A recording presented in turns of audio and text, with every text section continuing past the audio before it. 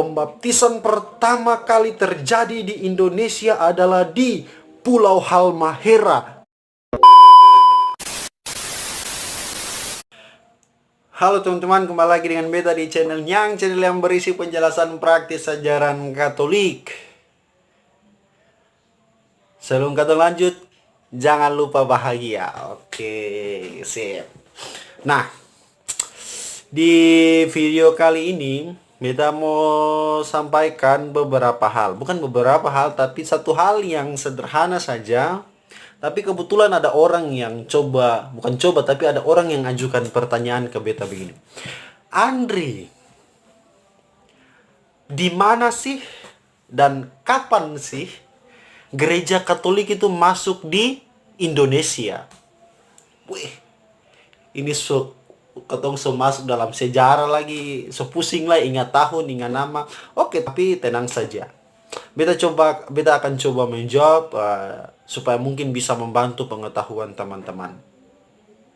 Oke, simak video sampai habis, jangan skip, jangan lewatkan, dan paling penting jangan lupa like, comment, share, dan subscribe. Bantu beta dengan channel ini, dengan subscribe supaya channel ini bisa berkembang dan bisa menghasilkan konten-konten yang bermanfaat dan bisa menambah pengetahuan saudara-saudariku yang terkasih.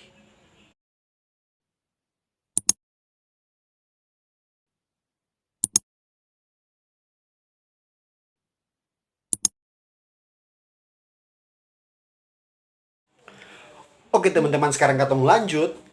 Tapi sebelum itu beta mau ucapkan selamat untuk saudara-saudariku, sahabat-sahabatku, teman-temanku, keluargaku yang saat ini sedang menjalani puasa. Semoga kita berdoa semoga puasa kali ini dan Ramadan kali ini bisa membawa berkat bagi kita semua sehingga kita bisa dibebaskan dari virus corona atau COVID-19. Oke guys, sekarang kita lanjut. Beta suka YouTuber satu leh. Oke teman-teman, sekarang kita lanjut. Kita akan membahas satu pertanyaan yang sangat menarik yang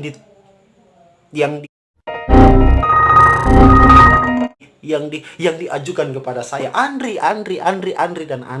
Kenapa sih gereja Katolik bukan kenapa sih, tapi kapan sih dan pada tahun berapa di mana gereja Katolik itu masuk di Indonesia? Ini pertanyaan yang menarik.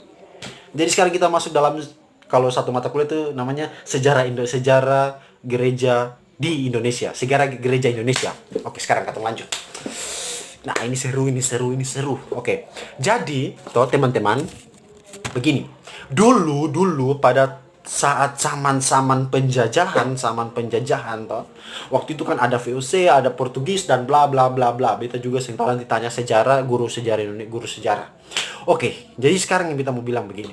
Jadi dulu pada zaman penjajahan, zaman Portugis toh, ketika dong menelusuri samudra, ketika dong menelusuri lautan dan daratan Indonesia yang pada waktu itu mungkin belum disebut sebagai Indonesia, bukan mungkin tapi sudah pasti belum disebut sebagai Indonesia karena belum merdeka juga. Nah, jadi pada zaman Portugis dong datang, dong coba menelusuri dan mencari hasil-hasil alam, mencari rempah-rempah yang dimiliki oleh Indonesia, toh, oleh bangsa ini.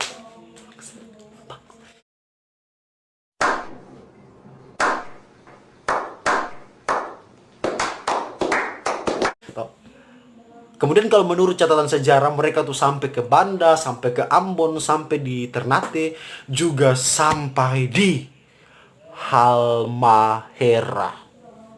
Saya tahu waktu itu ada kayak sekarang tak belum ya? Kan Maluku Utara. Kemudian ada Halmahera Barat, Halmahera Timur, Halmahera Utara, Halmahera Selatan. Banyak lah. Waktu itu ada Jailolo, ada Tubelo, ada Morotai, ada Bacan, ada Kau, ada Buli. Ada ke belum? Beta juga saya tahu, nanti katong tanya saya. Tapi katong sekarang bukan fokus di situ, saudara-saudariku yang terkasih. Sekarang kita fokus di kapan dan di mana gereja Katolik pertama kali masuk ke Indonesia. Oke, sekarang begini. Kita lanjut ke zaman Portugis. Katong balik ke zaman Portugis. Pada zaman dahulu, no. Jadi kita balik ke Portugis. Jadi waktu Portugis itu masuk, Dan kebanyakan orang Portugis itu juga beragama Katolik. Jadi para pedagang-pedagang yang masuk menurut catatan sejarah itu pedagang-pedagang, kemudian para serdadu-serdadu kalau menurut catatan sejarah. Dong masuk ke Indonesia, masuk ke pulau-pulau, masuk ke lautan, masuk ke darat-darat dan sebagainya. Nah, di situ juga ada orang Katolik. Jadi pada saat itu juga ketika dong sampai di satu pulau yang wow besar, asal tempat lahirku yaitu Pulau Halmahera, aku bangga menjadi orang Halmahera. Karena apa? Kalau kalian lihat sekarang begini, di Ambon, bukan di Ambon tapi di Maluku, atau kalau kalian lihat mayoritas Katolik itu di Ambon, di Ambon, di Kei, di Tanimbar. Pertanyaannya apa gereja Katolik pertama kali masuk itu di Kei, di Tanimbar yang sekarang adalah mayoritas? Belum tentu. Apakah gereja Katolik itu masuk di Maluku atau di Sulawesi atau di Papua atau di Kalimantan atau di Jawa? Apakah di pulau-pulau besar pertama kali gereja Katolik masuk ke Indonesia? Belum tentu. Ya, karena ini lupa. Saya lupa. Jadi gereja Katolik, bukan gereja Katolik. Jadi pada saat itu para pedagang-pedagang masuk, sampai tadi yang beta bilang Halmahera. Kenapa beta bangga sebagai seorang Halmahera? Karena Halmahera adalah cikal bakal atau titik atau tempat pertama kali gereja Katolik hadir dan berkembang di Indonesia. Kan berkembang tapi lahir, hadir di Indonesia. Apakah pada waktu itu oleh seorang imam? Apakah pada waktu itu oleh seorang suster? Apakah pada waktu itu dibawa oleh seorang frater, bruder, diakon? Dan ternyata tidak. Pembaptisan pertama kali terjadi di Indonesia adalah di Pulau Halmahera. Ingat, Halmahera, bangga, hei kau orang Halmahera, bangga. Karena apa? Di pulau mulah pertama kali gereja Katolik masuk ke Indonesia, bukan di pulau-pulau lain. Kita bicara terlalu cepat. Oke, kita kasih slow. Jadi pedagang-pedagang itu kan orang-orang Katolik juga dong masuk dan cari rempah-rempah. Kemudian ketika itu tahu mungkin waktu itu dong punya kapal sampai di sana kah, bagaimana kah, beta juga seng tahu. Tapi menurut catatan sejarah, pembaptisan pertama kali terjadi di sana. Tepatnya di Kampung Mamuya. Pembaptisan pertama kali terjadi di Kampung Mamuya. Sebagian besar bahkan dikatakan hampir semua masyarakat di kampung itu dibaptis bersama dengan kepala kampungnya yang bernama Kolano. Katanya, menurut catatan sejarah, ini bukan menurut Andri ya. Ingat, ini bukan menurut Andri, tapi ini menurut catatan sejarah. Sombong amat. Jadi, Kampung Mamuya, Kolano bersama dengan masyarakatnya, sebagai hampir semua dibaptis pertama kali oleh seorang yang bukan frater, yang bukan diakon, yang bukan bruder, yang bukan suster, apalagi uskup, tapi hanya seorang awam dibaptis pertama kali. Seorang awam yang pertama kali melakukan pembaptisan setelah melakukan pemberitaan Injil.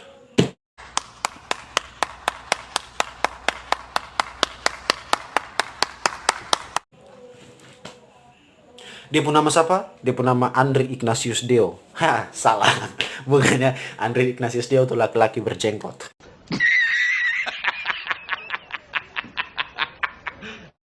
Dia punya nama, ingat baik-baik, Gonzalo Veloso. Dia punya nama Gonzalo Veloso. Dia adalah orang yang pertama kali membaptis di Indonesia. Di Indonesia. Waktu itu belum sebut Indonesia. Kalau menurut sejarah sih. Tahu beta dulu bolos-bolos waktu belajar sejarah SMP itu. Ya sudahlah. Ya, sekarang kita lanjut. Jadi, pada tahun 1534. Jadi peristiwa ini dijadikan sebagai titik tolak pertama kali gereja Katolik masuk ke Indonesia.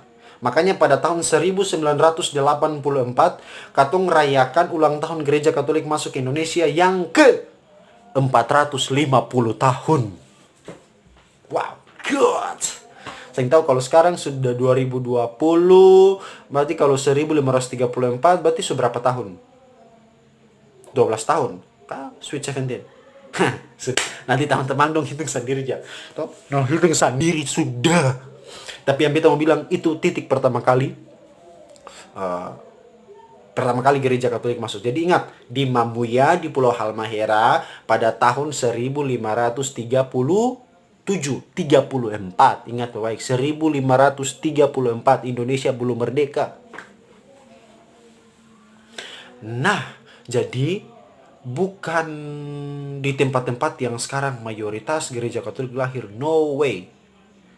Mungkin di sana sekarang tahu masih ada orang Katolik atau tidak, saya juga belum pernah berkunjung ke situ. Tapi itu tempat bersejarah, kampung bersejarah. Tapi sekarang di sana minoritas. Ya sudah, itu nanti katong bahas lain. Katong kasih pindah.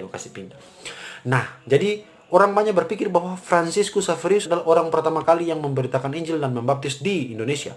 Banyak orang berpikir begitu, tapi ternyata tidak. Bukan Franciscus Xaverius, tapi seorang awam namanya Gonzalo Veloso. Ingat baik-baik. Kemudian sekarang kita lanjut. Nanti katong sampai di Xaverius, pelan-pelan saja. Nah, pada tahun yang sama, 1534, karena itu kapal-kapal juga dong mulai datang, karena tahu rempah-rempah banyak, hasil alam banyak dong datang kapal-kapal. Kemudian ada seorang pastor, dia punya nama Pastor Simon Vaz. Dia dari tarekat OFM. Tahu, kita juga tidak tahu penjelasan pasti, tapi apakah dia datang dengan misi untuk mengkatolikan orang, ataukah dia datang dengan misi yang sama seperti Gonzalo Veloso. Tapi intinya pada tahun yang sama 1534, Pastor Simon Vaz ini membaptis 5.000 orang. Kubayangkan 5.000 orang. Menurut catatan sejarah tuh di Halmahera, di Ternate. Ternate juga termasuk Halmahera? Kan tidak. Halmahera itu sendiri sekarang Halmahera Barat, Halmahera Utara, Halmahera Selatan, bla bla bla bla bla bla. Oke, jadi tahun yang sama, terjadilah peristiwa pembaptisan menurut sejarah tuh 5.000 orang oleh Pastor Simon Vaz. Kalau bahasa mungkin Simon Vaz, tapi tulisnya F-A-Z, Vaz, OFM. Nanti kemudian jauh setelah itu, bukan jauh tapi cuma beberapa tahun saja, menurut sejarah pada tahun antara 1546 dan antara 1546 sampai 1547 barulah Franciscus Xaverius tiba di Maluku. Nah, nanti di situ dia berkarya, atau ada bilang dia datang di Saparua, dia datang di Ambon, sampai sekarang bikin dia punya patung itu, Mamben itu di Hatiwe sana. Tapi nanti kalau bahas Franciscus nanti katong bisa sendiri. Tapi Franciscus datang itu kemudian setelah sudah ada orang Katolik pada tahun antara 1546 sampai 1547. Begitu saudara-saudariku yang terkasih. Nah, jadi mulailah berkembang orang-orang Katolik, bla bla, orang Katolik sudah ada di Indonesia nih. Nanti kemudian segala sesuatu berubah total. Berubah. Ketika apa? Ketika datangnya VOC. Atau orang bisa bilang VOC. Kita bahasa VOC, ya sudah. VOC. Pada tahun 1000, jadi 1619 sampai 1799. Dan pada waktu itu, kebanyakan yang dari VOC ini mereka yang beragama Protestan. Nah, disitulah mulai terjadi ya persaingan dan sebagainya. Itu nanti katong bahas lain, sejarah itu nanti katong bahas lain. Tapi dalam video kali ini kita hanya menyampaikan bahwa kita sebagai orang Halmahera, saya juga orang Halmahera, harus berbangga karena apa? Di sanalah tempat pertama kali lahirnya gereja Katolik di Indonesia. Sekarang sudah tahu orang Katolik, entah itu orang Katolik khususnya dan masyarakat Halmahera pada umumnya. sudah tahu bahwa pulau kita adalah pulau pertama kali di mana terjadinya pembaptisan. Dan itu dijadikan sebagai titik tolak lahirnya gereja Katolik. Bangga, bangga. Justru itu, sekarang kita juga harus bisa menyampaikan pengetahuan-pengetahuan iman kepada teman-teman masyarakat. Meskipun tidak terlalu banyak kayak orang yang kuliah-kuliah jauh-jauh sana. Oke, sampai sini jelas? Sampai sini paham? Jika ada pertanyaan, silakan sampaikan, beta dengar. Masih yang bisa ya. Makanya kalau mau bertanya, silakan tulis di kolom komentar. Karena kan sekarang beta saya bisa dengar. Begitu. Oke, beta rasa cukup. Beta rasa mungkin sudah bisa menjawab pertanyaan dari saudariku itu tentang masuknya, lahirnya gereja Katolik di Indonesia. Yang pada waktu itu belum disebut sebagai, bukan mungkin tapi memang belum disebut sebagai Indonesia. Karena bayangkan 1534, nanti pada 1945 baru Indonesia merdeka. Berarti ada jarak beberapa tahun itu. 1500 dengan 1900. Jauh. Oke, sampai di sini. Cukup sekian dan terima kasih. Dah. Seng. Penjelasannya mungkin demikian. Semoga bisa dimengerti dan bisa diterima. Oke teman-teman, mungkin itu saja beta sampaikan. Cukup sekian dan terima kasih. Jangan lupa like, comment, share, dan subscribe channel ini supaya channel ini bisa berkembang. Kalian bisa membantu saya bisa membantu Anda dengan memberikan berbagai macam informasi, berbagai macam penjelasan-penjelasan praktis tentang ajaran-ajaran gereja Katolik. Oke teman-teman, sekali lagi terima kasih banyak. Sampai ketemu di video-video berikutnya. Shalom. Jangan lupa bahagia.